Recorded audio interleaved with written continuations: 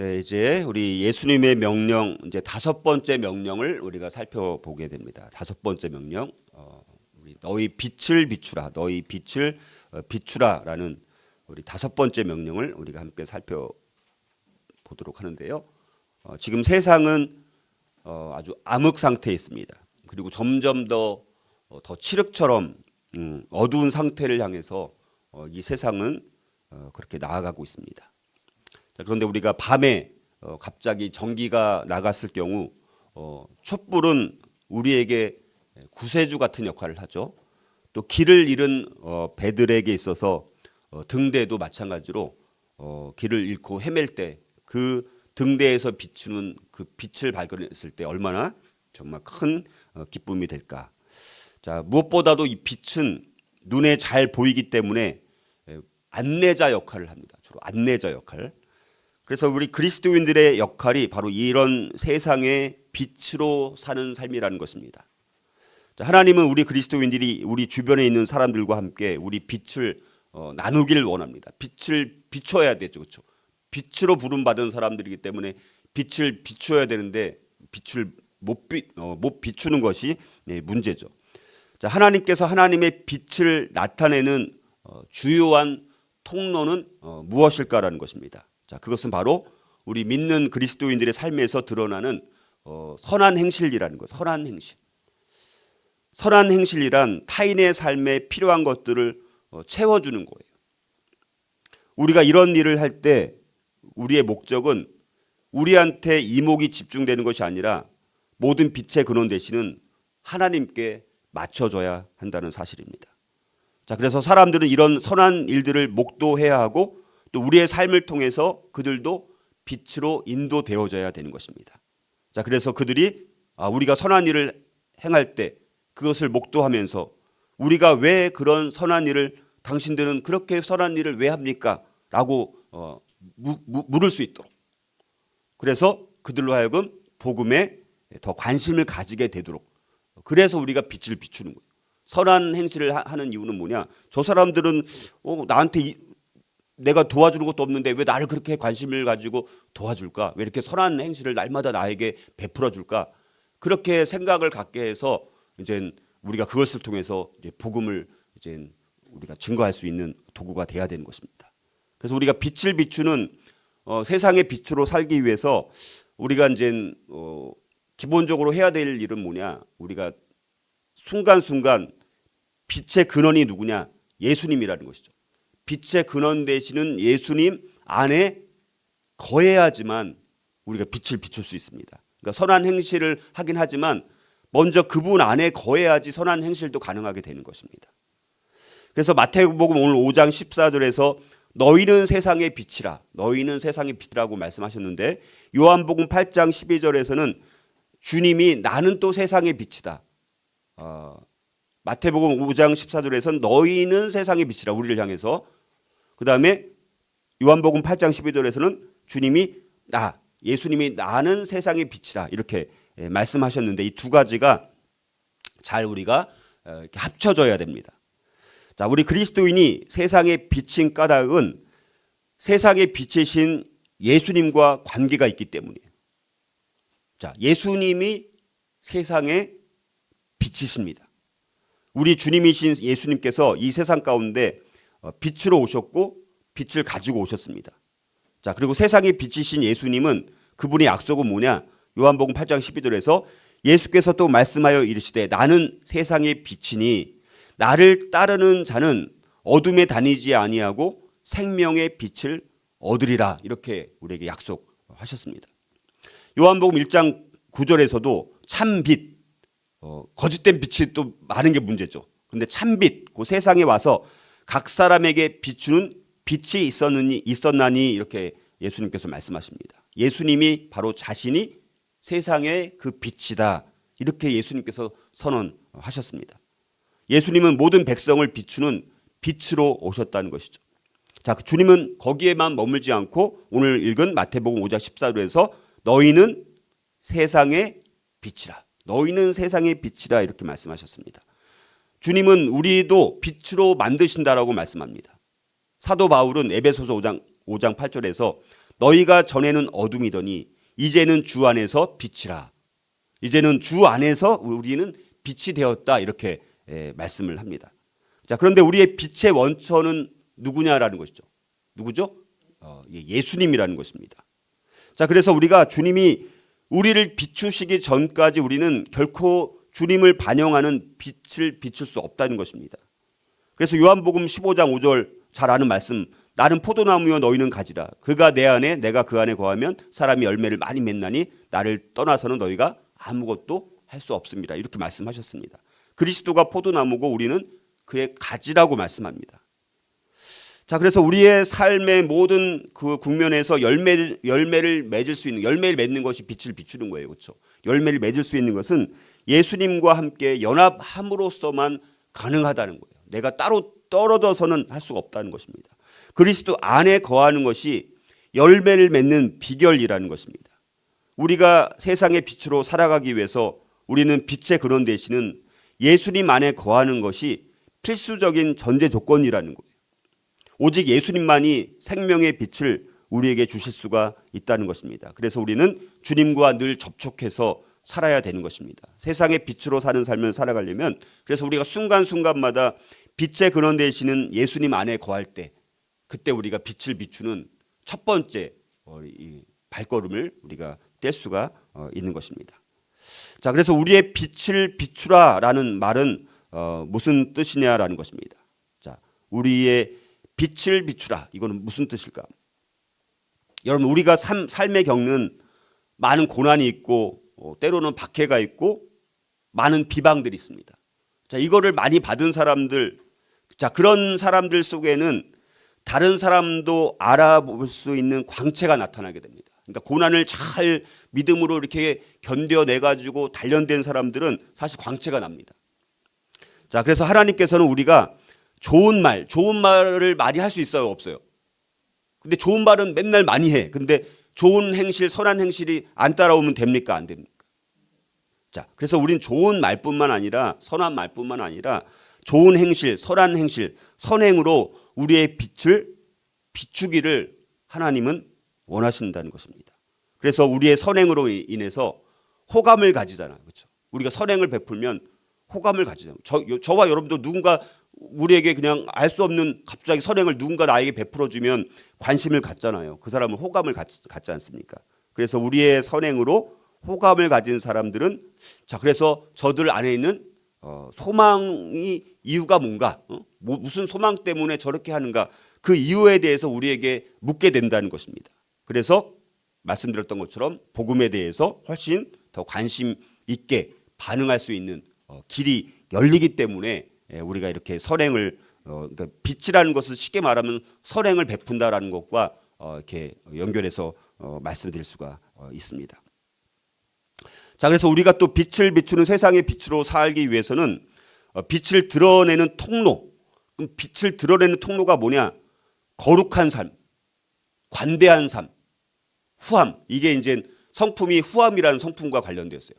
너희 빛을 비추라는 것은 우리가 후함이라는 성품, 관대함, 쉽게 말하면 관대함이라는, 혹은 우리가 거룩함, 그런 삶을 사는 것이 빛을 드러내는 통로라는 것입니다. 만일 우리의 입술이 우리의 삶 이상으로 말만 많이 한다면 아무 소용이 없다는 거예요. 자, 그러므로 사람들이 복음을 말로는 전파하되 그들의 삶과 행동으로는 이 복음을 부정하는 것이 비극이라는 것입니다. 오늘날 이 교회의 비극은 뭐냐? 사람들이 복음을 말로는 전파합니다. 근데 그들의 삶이라든가 그들의 행동으로는 다른 사람이 볼 때 복음을 부정하는, 그렇게 보여지는 거예요. 그게 우리의 비극이라는 것입니다. 자, 그래서 우리가 주님께서 일부러 바로 앞에 여러분들 오늘 읽은 거기 14절부터 읽은 13절에는 뭐가 나옵니까? 너희는 세상의 소금이라고 나옵니다. 세상의 소금. 자, 그런데 예수님께서 빛을 먼저 언급하셨어요? 소금을 먼저 언급하셨습니까? 소금을 먼저 말씀하셨잖아요. 그러니까 이거는 예수님께서 일부러 의도를 가지고 이 순서대로 이거를 말씀하셨다는 것입니다. 그러니까 세상의 소금이 세상의 빛 앞에 오는 거예요. 세상의 소금이. 자, 그래서 우리는 그 무언가를 행하기에 앞서서 그 무언가가 되는 것이 전제되는 게 중요합니다. 어떤 존재가 되는 게 중요한 거예요.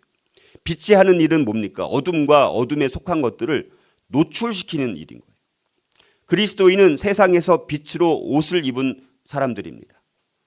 그래서 사람들은 참된 그리스도인들을 보게 되면, 진짜 그리스도인들을 보게 되면 자기를 어떻게 여깁니까? 부끄럽게 해요. 근데 가짜 그리스도인들을 보니까 자기가 안 부끄러워요? 안 부끄러운 겁니다. 근데 진짜 그리스도인들을 보게 되면 부끄러워하게 되어 있는 거예요. 그게 빛이 되면 우리가 빛을 부름 받았잖아요. 빛의 삶을 살면 믿지 않는 사람들이 볼 때 자기를 부끄럽게 여긴다는 것입니다. 자, 그래서 진짜 그리스도인은 사실은 한마디 말을 할 필요도 없어요. 사실 말을 많이 할 필요도 없는 겁니다. 사실은. 자, 그래서 그리스도인은 빛의 기능을 하는 사람들, 빛의 기능. 그리스도인은 하나의 표준을 제공하는 사람들입니다. 그래서 진짜 그리스도인들 보면 저렇게 사는 것이 진짜 사람으로 사는 것이구나. 저렇게 사는 것이 하나님을 닮아가는, 하나님을 믿는 사람들이 삶인 거구나. 그 표준을 제공하는 사람들이에요. 근데 표준을 제공하지 못하는 것입니다. 자, 그리스도인들은 그래서 다른 사람의 사고와 생활 방식에 오류와 과오를 드러내게 되어 있다는 것입니다. 빛은 세상 사람들 속에 숨어있던 어둠을 제시하고 드러내게 되어 있다는 것입니다. 그래서 마태복음 5장 14절 산 위에 있는 동네가 숨겨지지 못할 것이요 이렇게 말씀합니다. 자, 우리 팔레스틴 거기서 동네는 대부분 산 위나 산 비탈에 있게 됩니다. 그래서 빛이 비칠 때 동네는 쉽게 노출되는 거예요. 마찬가지로 우리가 참된 그리스도인이라면 숨겨질 수가 없다는 것입니다. 그 빛은 드러나게 되어 있다는 것입니다. 그리고 5장 15절 보면 우리는 등불을 엎어진 사발 아래에 숨기지 않고 등경 위에 둔다는 거예요. 등경이 뭡니까? 촛불이나 등불을 얹어 놓는 대 거기다 두잖아요. 그래서 사람들이 그걸 빛을 이제 통해서 혜택을 누리는 거잖아요. 사람들이 우리 그리스도인들을 통해서 볼 수 있는 것은 우리의 착한 행실 뿐이라는 거예요. 착한 행실을 그건 볼 수 있는 거라는 것입니다. 그래서 하나님께서 그분의 빛을 나타내는 주요한 통로는 우리 믿는 자들의 삶에서 드러나는 선한 행실이라는 것입니다. 우리는 선행으로 사랑을 표현해야 되는 것입니다. 참된 그리스도인들은 숨겨질 수가 없고 세상의 주시를 받게 되어 있다는 것입니다. 자, 그리스도인으로서의 삶과 역할을 다하는 사람은 눈에 띄기 마련인 거죠. 그런 사람들은 눈에 띄게 되어 있습니다. 그래서 그리스도인은 산 위에 선 동네와 같고 등경 위에 등불과도 같다는 것입니다. 그래서 예수님의 제자들은 세상의 빛으로 불리는 거예요. 숨을 수가 없습니다. 드러나게 되어 있습니다. 자, 그래서 우리가 그 드러나는 삶을 통해서 그 하나님 나라의 삶을 드러냄으로 인해서 아직도 그 빛을 경험하지 못한 세상 사람들에게 우리가 그 빛으로서 증거가 됨으로 그들도 우리가 빛이 되고자 하는 그런 마음이 들게 만들고 또 복음에 관심을 갖게 만들고 교회에 관심을 갖게 만드는 그런 역할로 우리가 부름을 받았다는 것입니다. 자, 그러면 하나님께서는 왜 어둠을 창조하셨을까라는 것입니다. 자, 창세기 1장 1절 2절 태초에 하나님이 천지를 창조하시니라. 땅이 혼돈하고 공허하며 흑암이 깊음 위에 있고 하나님의 영은 수면 위에 운행하시니라. 자, 하나님께서 어둠을 구분하신 것은 빛을 창조하시고 난 후라는 거예요. 3절 4절 창세기 1장 3절 4절 보면 하나님이 이르시되 빛이 있으라 하시니 빛이 있었고 빛이 하나님이 보시기에 좋았더라. 하나님이 빛과 어둠을 나누셨다 이렇게 말씀합니다. 자, 성경을 통해서 하나님께서는 그분의 목적에 따라서 어둠과 빛을 모두 만드시고 그 두 가지를 다 사용하신다는 것입니다. 자, 그래서 어떻게 보면 하나님께서는 그분의 목적을 성취하기 위해서 어둠을 사용하실까라는 것입니다. 자, 하나님께서는 더 큰 영광을 받으시기 위해서 어둠도 때로는 사용하신다는 거예요. 자, 몇 가지 예를 들면 어둠은 경외심을 불러일으키기도 합니다. 어둠은 경외심을 불러일으키기도 하고 어둠은 어둠을 창조하신 그 하나님의 능력을 드러내기도 합니다. 또 어둠은 하나님의 보호의 한 형태이기도 합니다. 때로는 어둠이 필요할 때도 있어요. 우리가 맨날 이렇게 태양빛에 밝은 빛에 이렇게 있으면 잠을 잘 수가 있어요, 없어요? 잠을 못 자. 때로는 이 어둠이 하나님의 보호의 한 형태가 되기도 한다는 것입니다. 어둠은 하나님의 숨겨진 것들을 찾고 싶게 만든다는 것이죠.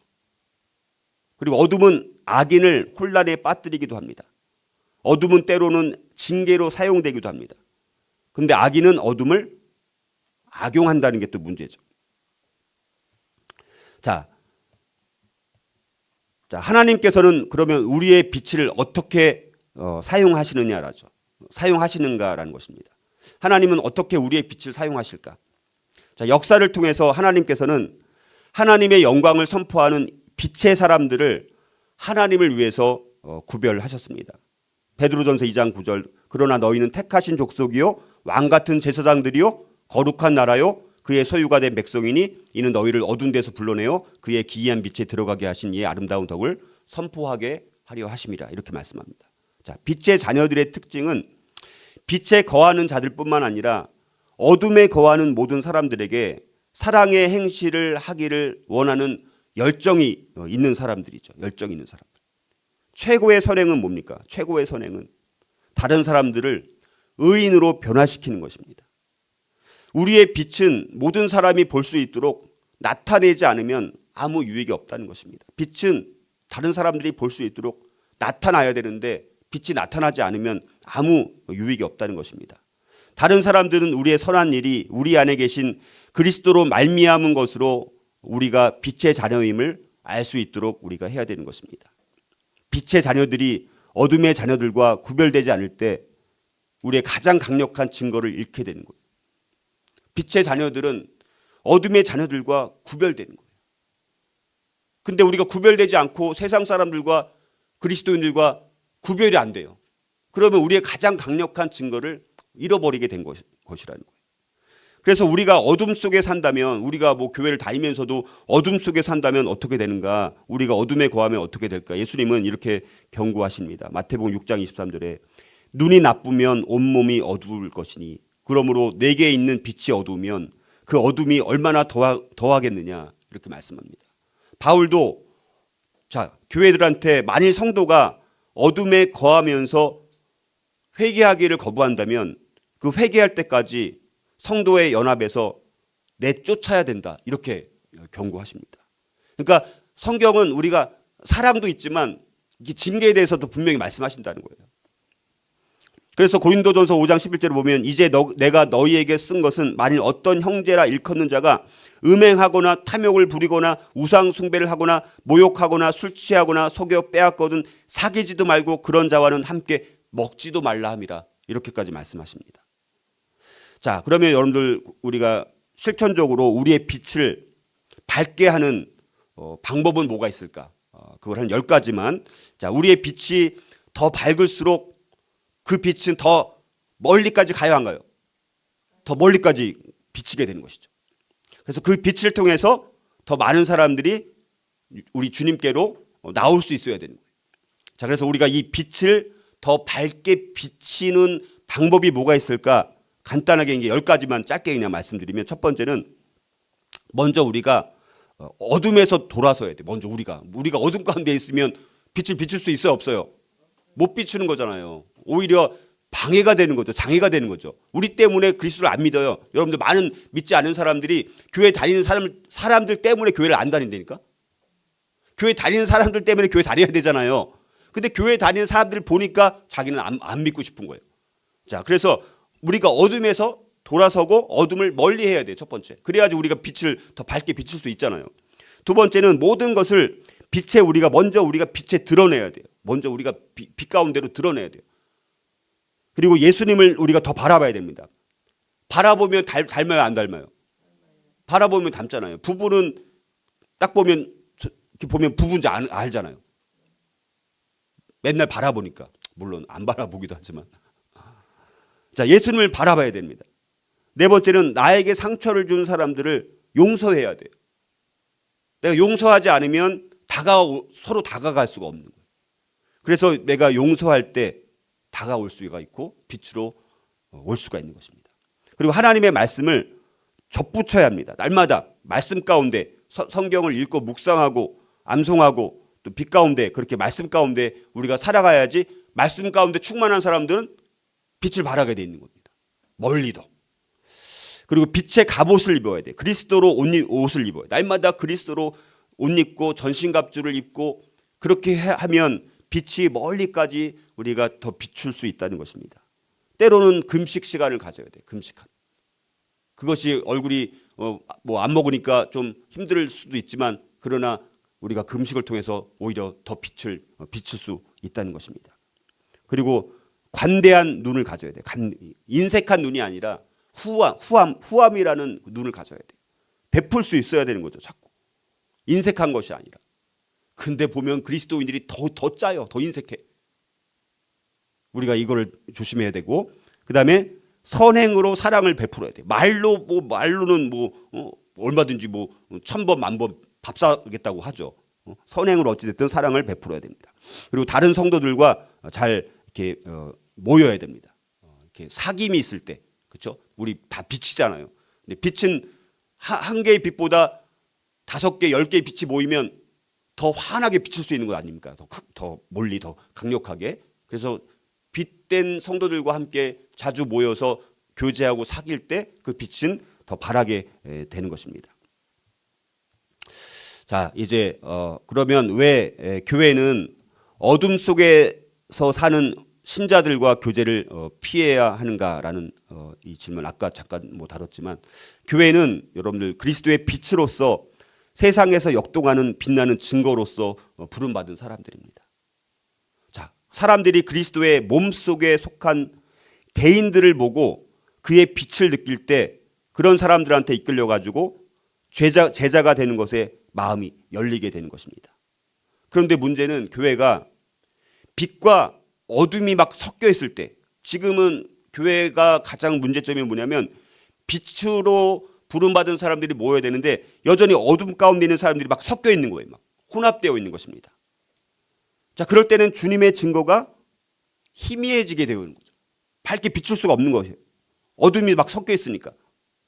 그래서 교회는 죄라는 이 죄가 제대로 다루어져야 돼요.